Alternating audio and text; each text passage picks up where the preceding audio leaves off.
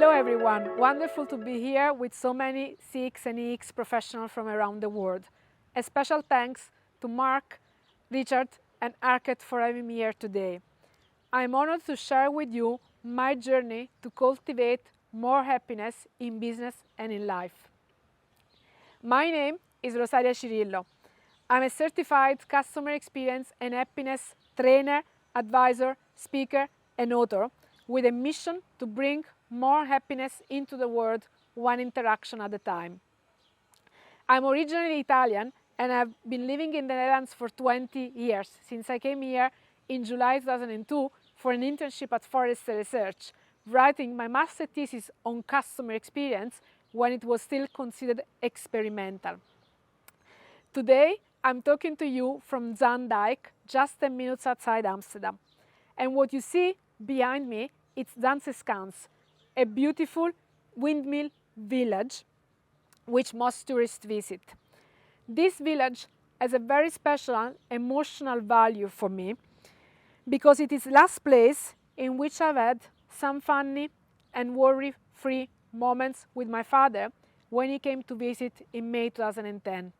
I was just a few weeks pregnant then. A few weeks later, in July, I learned I was expecting a son. My father learned he was having 40 metastases in his lungs. The prognosis for my father was 3 months left to live. I was only 4 months pregnant then. He wouldn't get to meet his first grandson, but at least I could spend some time with him. So I took a parental care leave, and in mid-August I left for Italy, wanting to spend every minute with my dad. But complications in his condition, which worsened very quickly, and in my pregnancy, forced me to return here already a month later. I bought him a laptop, set up Wi-Fi, taught him how to use Skype, and a day after his 63 years birthday, I left without knowing if I would ever see him again. The ability to communicate became our most cherished resource. Technology shortened the physical distance between us. We shared meals, prayed together, attended mass, nearly connecting 24/7 via Skype. And when I gave birth, I also introduced my son to him via Skype.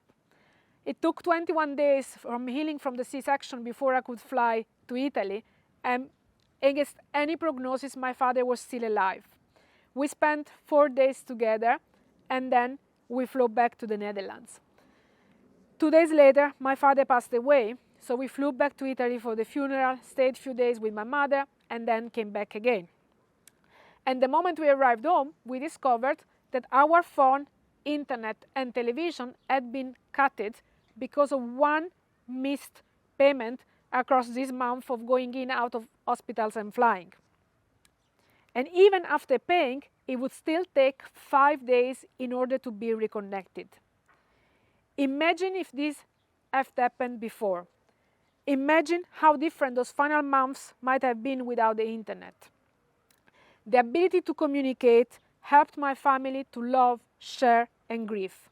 But more importantly, it helped us to connect when we needed the most. It gave me more time with my father. It literally became his oxygen. It added life to his days, and I'm sure it also added days to his life. Do Skype, UPC, and any other company out there even realize that they are not just a software or a telco provider, but they are a tool to connect, a mean to enrich people's life and to contribute to everyone's happiness. I was already passionate about customer experience and happiness, and had been advocating and pursuing them both in my work.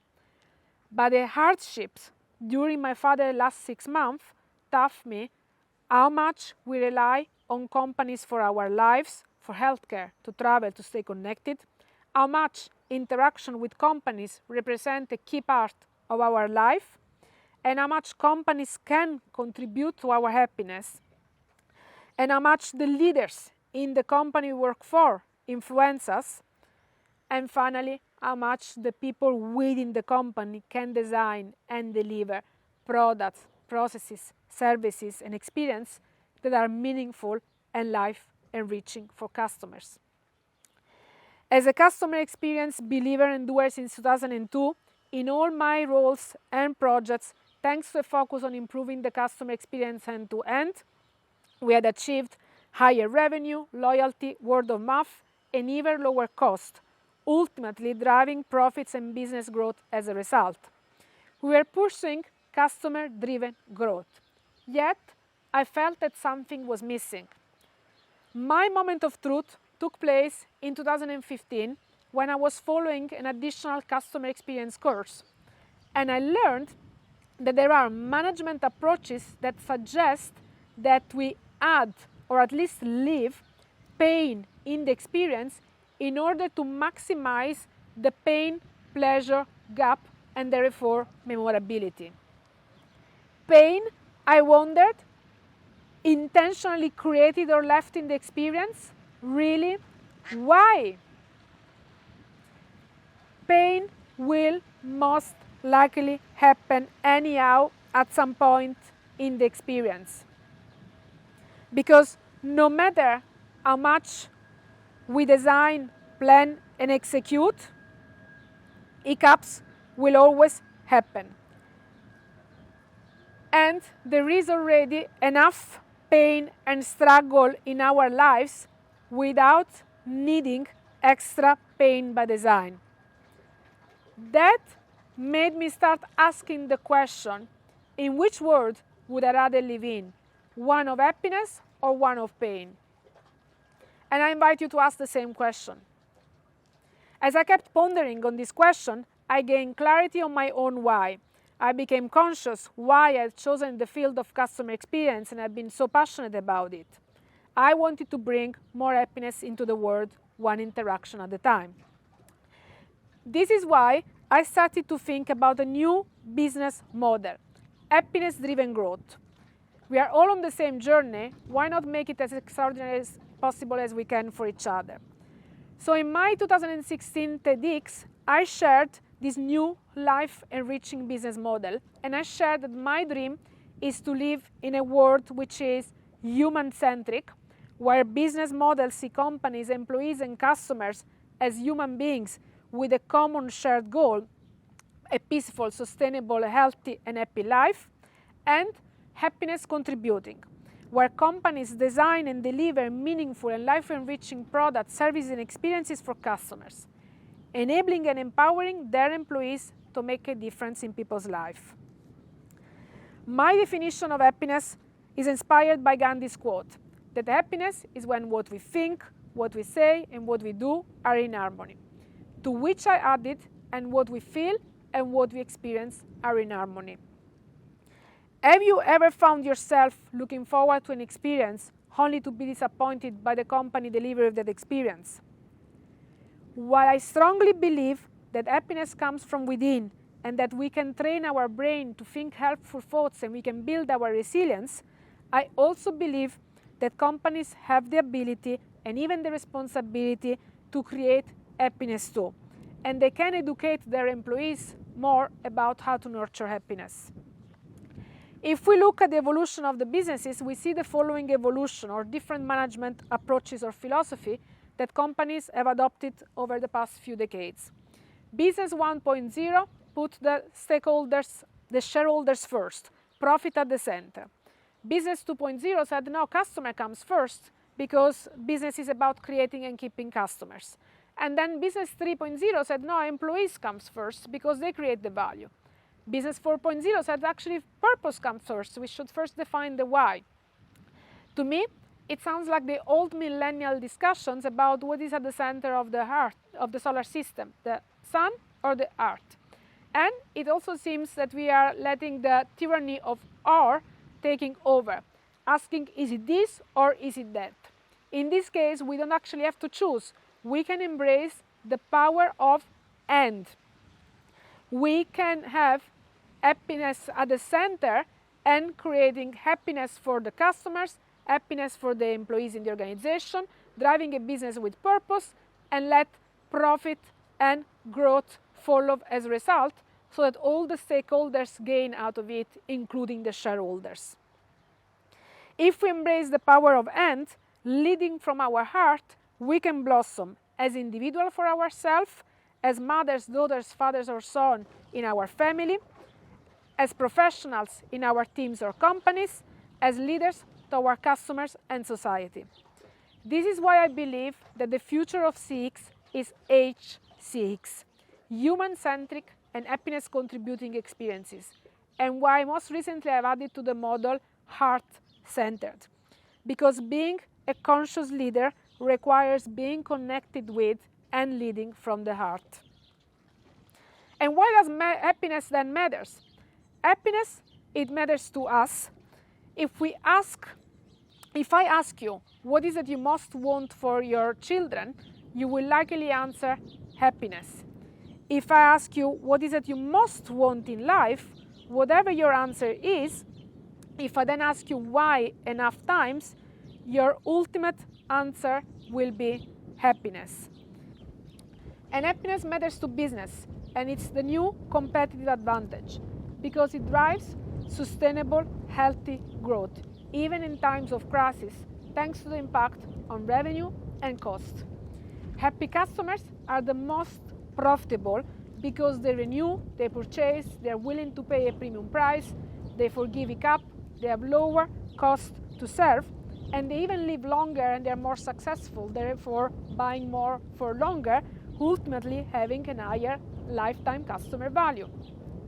And happy employees have the highest return on investment because they're more productive, creative, innovative, they call in sick less, they have lower absenteeism, lower turnover, they buy your company's products and services, and they deliver the best service to customers because they're happy themselves. And both happy customers and happy employee, they advocate and praise you with positive word of mouth, and they provide valuable feedback for improvements. This is why happiness should be a driving factor in business. Already in 2017, I could see that there were already many innovative trailblazer companies which were already putting happiness at the center, showing us that we can combine passion, purpose, people, and profit to create and deliver more happiness into the world.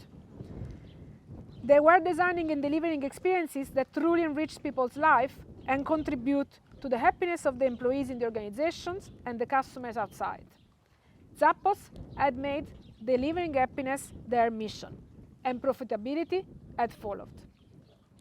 This is why, in 2017, I decided to start collecting in a systematic and structured way more examples of companies that were contributing to happiness. And that is when I partnered with Stan Phelps, who was already looking at ways that companies differentiate themselves by creating little goldfish, the little extra that differentiate them.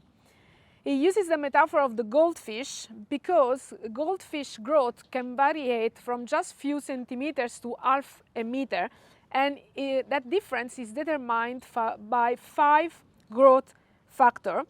And just like the goldfish, also all the businesses do not grow equally, but they have the same 5 factors that impact their growth.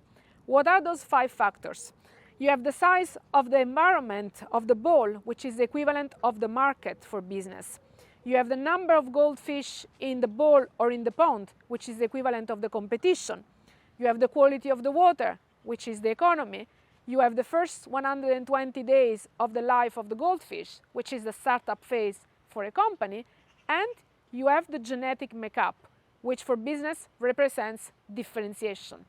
And differentiation is the only thing that businesses can control. So we set up to write yellow goldfish. Why yellow? Well, because yellow is the brightest and most cheerful and playful color in the spectrum. We associate it with happiness. We associate it with joy. Why? Because we associated it with the sun, and we need the sun to live. The sun gives us warmth, it gives us oxygen, it just helps us grow. And I love that Tal Ben-Shahar uses the metaphor of the sun to say that the sun is exactly like happiness. We need the sun to live, but we cannot look straight into the sun unless we want to get blinded. Similarly, we cannot pursue happiness directly, because if we do, we are just going to be unhappy. We need to pursue happiness indirectly by doing the things that actually contribute to our happiness. So what can we, as businesses, do in order to increase happiness indirectly? As a result of our 300 business case studies, and also leveraging insights from the Maslow hierarchy of needs, from Marshall Rosenberg theory of needs and strategy, and from my own analysis of thousands of comments from customer satisfaction and Net Promoter Score survey, we found that businesses can contribute to happiness for customers and employees and society by nurturing 9 types of yellow factors, which we summarized in the acronym happiness. H is for health, and it's about both physical and mental health, which are the basis for everything, as we saw in 2 years of pandemic. Then we have autonomy, which is feeling in control of our actions, of life and work, achieving balance and integration, having time and space. Purpose is about contributing to something bigger than ourselves and fostering a better world. The second P is for play, which allows us to discover, learn, and express ourselves fully. Integrity is about businesses being a force for good, not only creating high-quality product and being open and honest and transparent, but actually improving the world we live in. Nature is both experiencing and preserving nature and is about beauty, delight by design. Empathy is feeling accepted and connected with each other. Simplicity allows us to reduce mental and physical energy consumption required to achieve a result, and it allows us to spend time on what really matters. And finally, the last S, smile, is also about celebration, gratitude, acknowledgement, and appreciation. And so we introduced the sunflower of happiness to symbolize those 9 ways to blossom towards happiness. And today I'm going to give you a pin of happiness by sharing with you some examples from the factors play, integrity, and nature. First, play. Play matters in business because it fosters creativity, fun, and learning in the workplace, and because it engages customers thanks to the impact that it has on the release of neurochemicals of happiness. That is also why gamification works so well. So one example of play in business comes from Southwest Airlines, which we know as a leader in customer experience, but they are also known for their funny flight safety announcement, such as put the oxygen mask on yourself first and then place it on your child. If you're traveling with more than one child, then start from the child with the most earning potential. Or, if you should get to use the life vest in a real situation, the vest is yours to keep. Now, not only those announcements, they actually make the flight attendant's life more fun, but creating laughter among the passengers actually reduces flight anxiety and related stress and even sickness, because laughter and stress are biological opposites. Now, the Insight team went on to study the impact, and they found that in the company satisfaction survey, 1 out of 70 customers mentioned those safety announcements as the most memorable part of their flight. They also discovered that customers that were exposed to those safety announcements were traveling on average 1.5 times more than the customers who were not exposed to those announcements. So they calculated that by doubling the number of customers that were hearing those safety announcements, the company could actually earn an additional 140 million a year in incremental revenue because of loyalty stimulation. That is an impressive return on investment or return on a moment considering that it actually does not even require any financial investment. Then we have the I for integrity. And our lead example for integrity is actually Tony Chocoloni, a Dutch chocolate company that was started in 2005 and just within 13 years grew to be the biggest one in the Netherlands with a market share of 19%, higher than multinationals such as Nestlé, Mars or Verkade, and that since 2016 has been expanded in US and also in most of the European companies. The company was started by Teun van de Koken. He was actually a journalist that was busy doing some investigation when he discovered that actually in the cocoa industry, children's slavery is still being used. So what he did, he ate 12 chocolate bars of chocolates produced in this illegal way, and he gave himself to the police, asking to be arrested. When the trial did not result in conviction, he decided to take the matters in his own hand and founded Tony Chocoloni in order to change the game, to change the industry. And he was focused on providing slave-free chocolate, not only for Tony Chocoloni, but also trying to influence the entire industry and also trying to influence also the users by making them aware of such a thing by having, for example, unequally divided pieces of chocolate bar, which is the only one across the world to do this. And also, Tony Chocoloni is also a great example on the yellow factor like nature. So their toilets have a coca forest wallpaper when you enter in them. Play, you have incredibly bright color bar chocolate.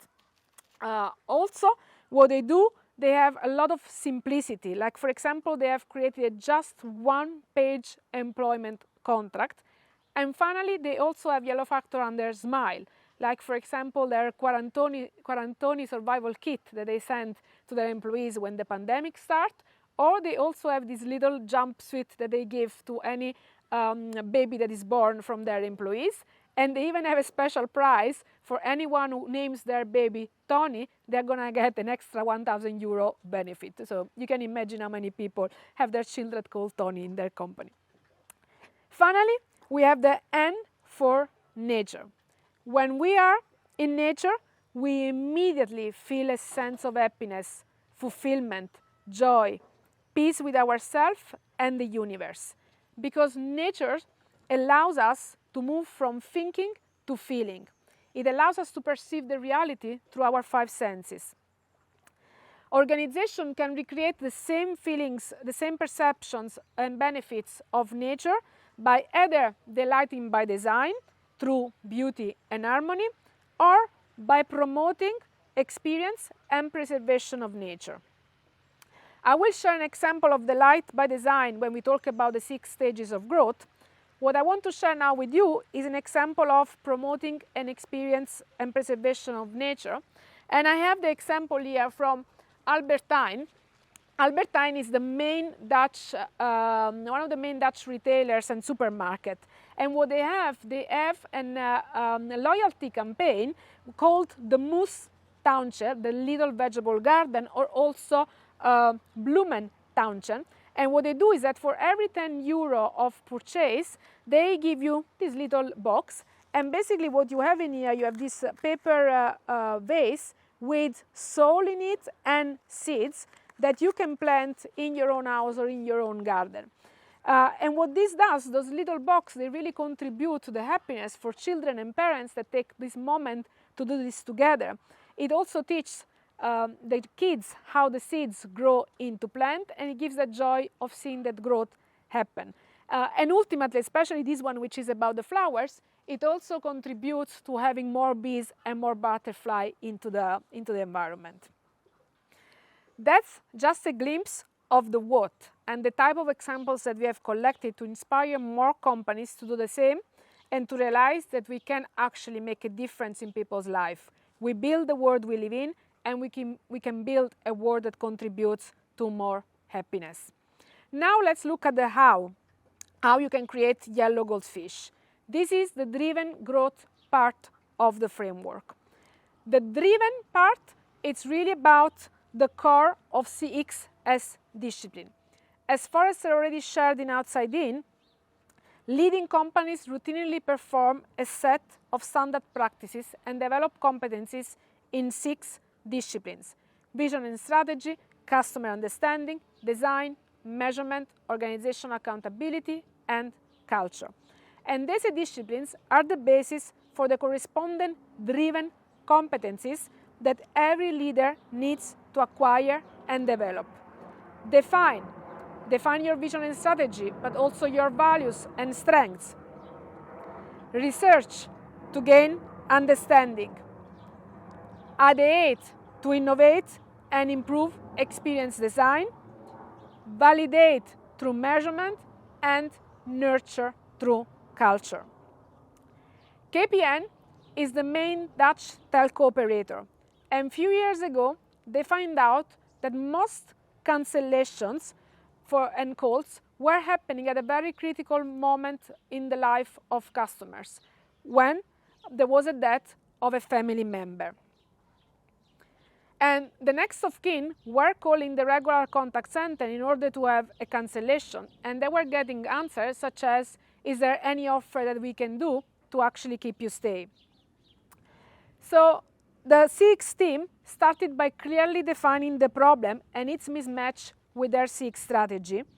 They then researched the customer situation, designed the journey, ideated a new process, validated it with the customers, and then executed the new process by creating a completely new contact center next of kin, empowered by special training on how to handle very emotional call, so charged with grief, and also enabled by a very special authority, the possibility to propose to the next of kin whether they wanted to receive the recording of the voicemail of the deceased, which in many cases was the only recording of the voice of the deceased that people would have.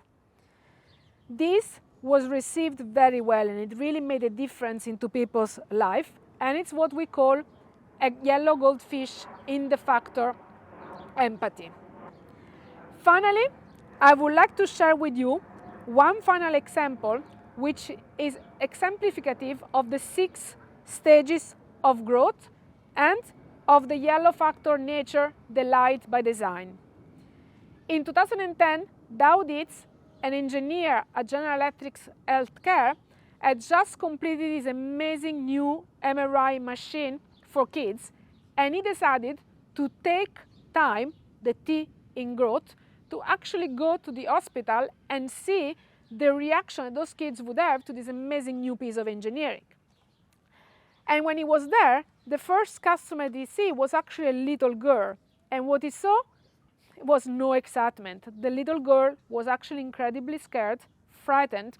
She was crying, and she was hanging on her parents, praying them not to let her go into the machine. That was for Doug his grounding moment, the moment in which for the first time he saw the reality from the eyes of the users. And he saw that in the eyes of those children, his amazing piece of engineering was actually, using his word, just a brick with a hole in it. So what did he do? He went back to his office and he decided to reach up the R. He went to Stanford School and he took a design thinking course, and then he went back to the drawing table with his team and to see how could they apply a human-centered designing approach in order to redesign not so much the product, but the experience around it. And there they had their wow blossoming. They created the adventure series, basically all different types of room, from Pirate Island to jungle to Wonderland, which were surrounding the MRI machine. And when this time he actually went to the hospital to see the reaction of the children, he finally saw something completely different. Not only the children were actually excited to go into the machine, but what he saw was that when the kids were actually coming out of the machine, they would turn towards their parent and say, "Mom, Dad, can we do this again tomorrow?" That was for Doug the moment in which he realized that he had changed the life of those kids and of their parents in a very impactful and meaningful way. And this human-centric, heart-centered, and happiness-contributing experience actually harvests the H in growth even more results. Not only happy kids and parents, but also 80% of the kids no longer required sedation, which they did before. That meant much less stress for the employees and for the medical staffs, but it also meant less expensive and time-consuming procedures because the anesthesiologists were no longer required. That meant lower cost and also more scans possible per day, which ultimately meant more life saved. And this is really what I call happiness-driven growth. And you can bring this approach into your life and organization as well. Creating meaningful and life-enriching experiences that are human-centric, heart-centered, and happiness-contributing requires leadership, commitment, and action from each of us in everything we do, in every role we play. Each of us can and needs to develop competencies that influence the way that we show up. The choices that we make as customers, friends, or colleagues can contribute to our and to others' happiness. And even when companies choose other ways than happiness to differentiate themselves, each of us can still do the little extra that seeds happiness, radiates sunlight, and contributes to a happier, healthier world. Using the sunflower analogy again, once sunflower blossom, they contribute to the happiness of anyone who looks at them. And their seeds take on a life of their own with dozens of possible different usage that can be done of those seeds. We can be the light for each other. We can all lead the way and be role model and increase overall light and energy by turning on our light. I have shared a lot with you today. So if you take 3 things from me from this time together, let them be the following 3 actions in 3 steps. Learn, be, and do. Learn about happiness and yourself, about the science of happiness and the factors that actually impact our happiness. Each of us has a yellow factor inward, our fuel, our happiness fuel, and outward, the way that we contribute to other people's happiness. What are your yellow factor inward and outward? And how do you use your yellow factor outward in your inner and in your outer circle? Be the light, be and seed the change that you wish to see in the world. You co-create the world we live in. Each of our words and action can have a great ripple effect. We have the choice and the power to contribute to a better world leading from the heart. And finally, do, practice, take action. How full is your pollen tank on each of the petals, and how can you recharge it? If you were to mobilize your company to pursue happiness-driven growth and HCX, what would be the first step you can take after this conference? Thank you for listening. I hope that what I shared with you today inspires you to action. If you have any questions on how to put this all in practice, please reach out. I have plenty of free resources, created a special page for you, wownow.eu/thankyou, as well as workshops, masterclasses available on request. I will be delighted to connect with each of you on LinkedIn, so please reach out.